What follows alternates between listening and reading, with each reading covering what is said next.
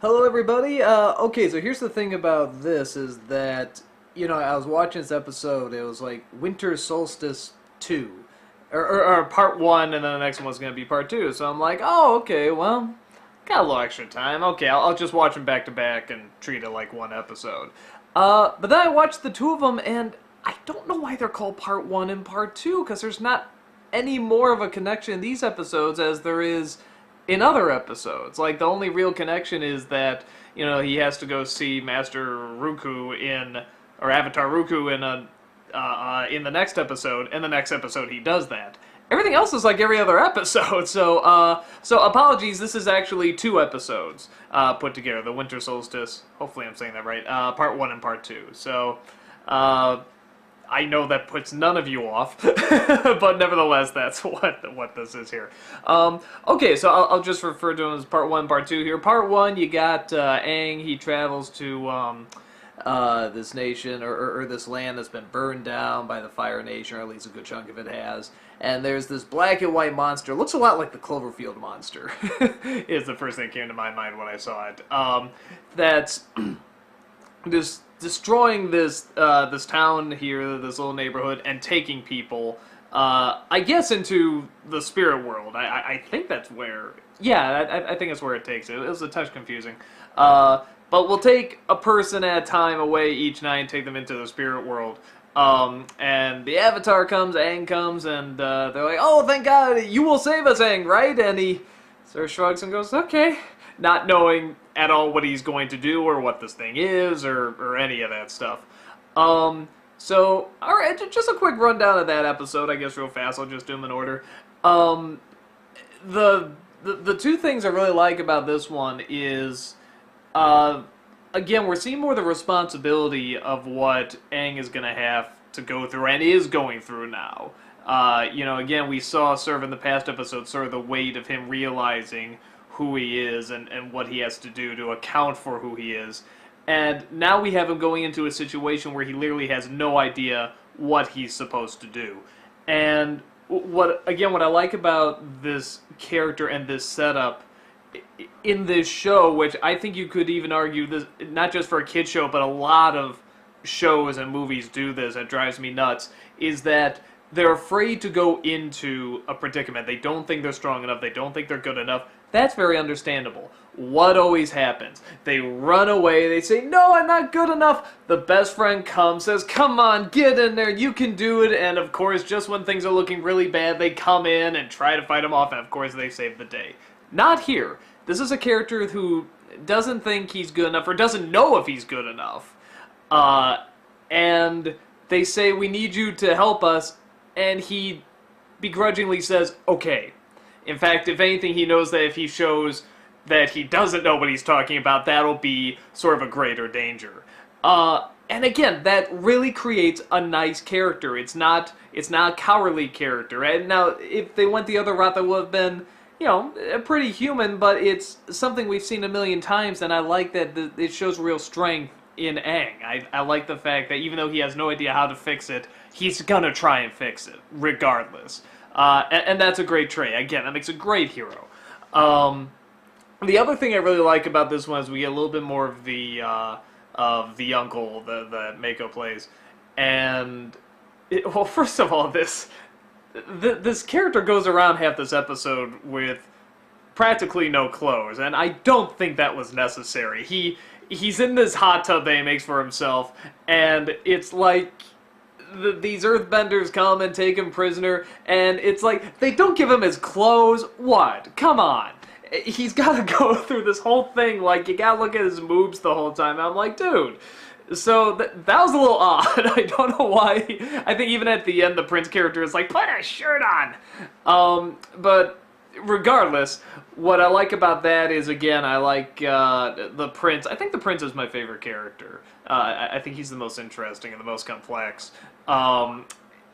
He has a choice. Either he can go, either save his uncle or go after the Avatar.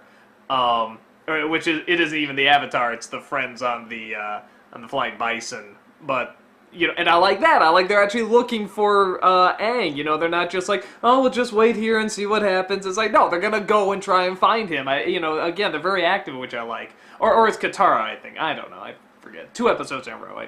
My mind's gonna be a little forgetful.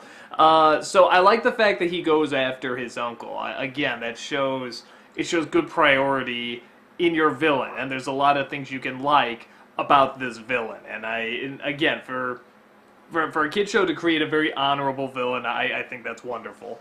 And they also build up this thing about the spirit world, which is something new we hadn't seen before.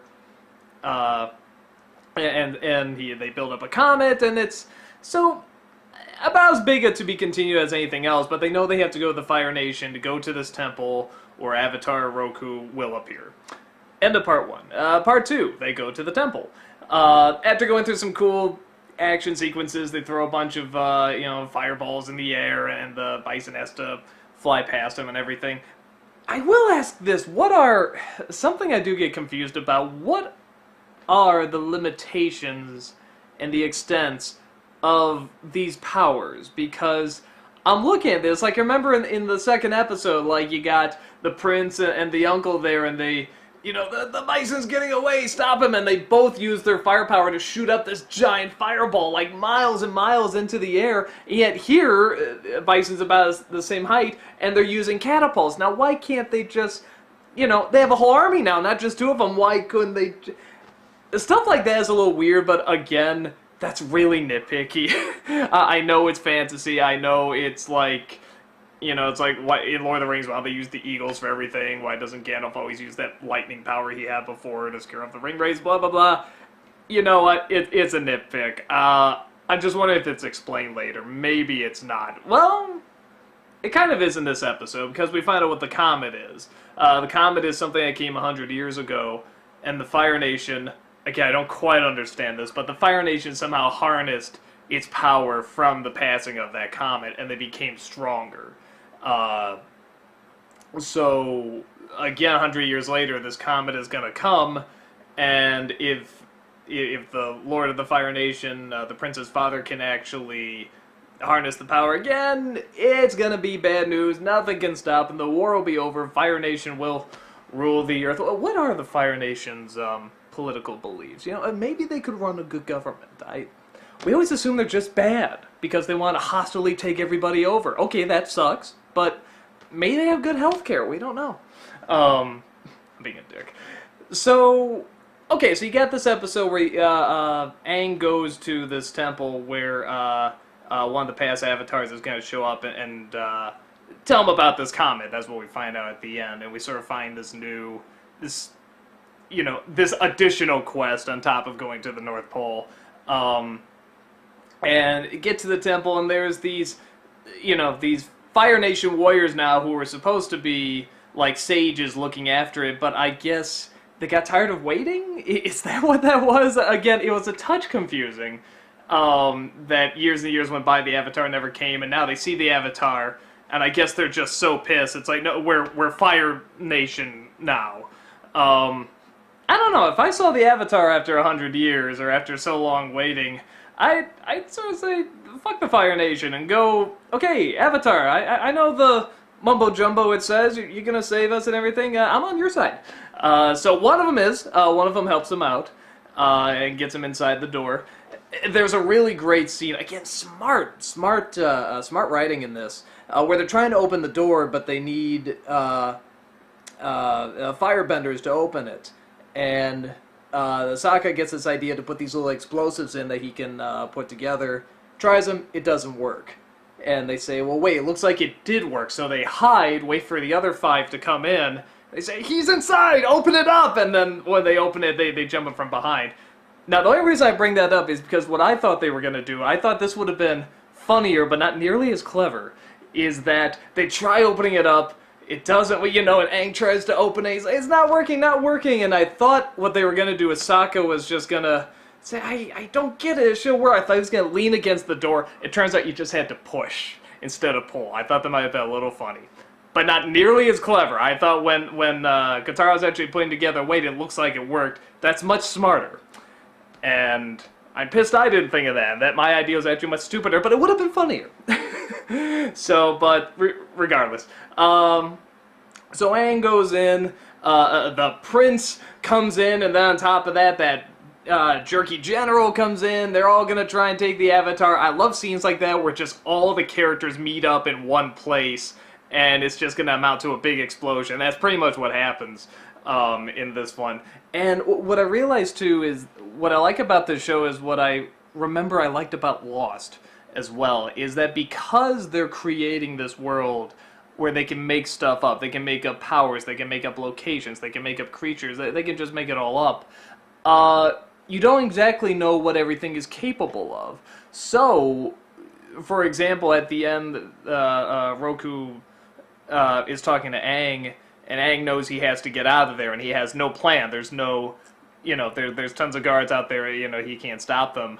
And the door opens up, and you see that they've actually combined, and now it's Roku with all his powers beating the shit out of everybody. Now, this could have been common knowledge, who knows? But in this world, we didn't know that. So when the door opens up and you see him there, that's a great holy shit moment. And it's great seeing him, wipe the floor with everybody, and the big explosion, and the tower falling, and the lava, and the bison coming in. It's wonderful.